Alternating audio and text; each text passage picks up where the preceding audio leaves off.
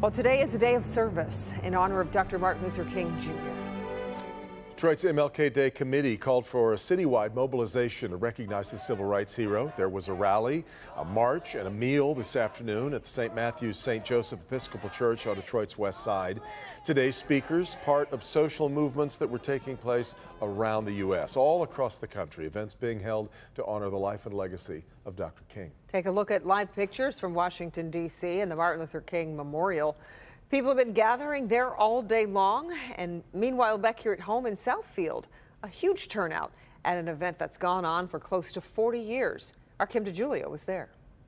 Well, it may be called the MLK Peace Walk, but it certainly isn't a quiet one. You can see the community of Southfield coming together, sharing love, sharing joy, and spreading the message of Dr. Martin Luther King Jr. Hope United Methodist Church was packed with community service groups, sororities, fraternities, and community members before heading out for the city's annual Peace Walk that takes place every MLK Day. We got a whole bunch of different junior, high school age organizations. We're going to be mingling with them, I guess, talking to each other and having fun. Oakland County Executive David Coulter was in attendance, addressing this lively crowd that is finally back to doing this walk in person for the first time since the pandemic.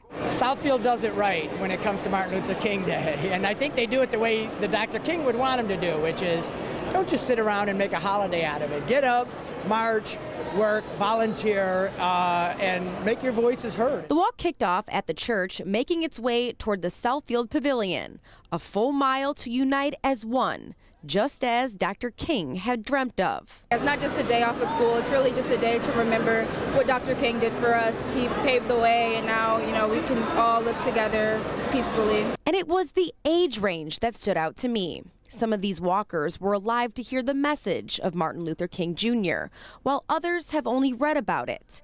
But it's events like this that keep his dream alive. I learned about Martin Luther King in elementary school through programs like this, so we'll have to teach them the same thing.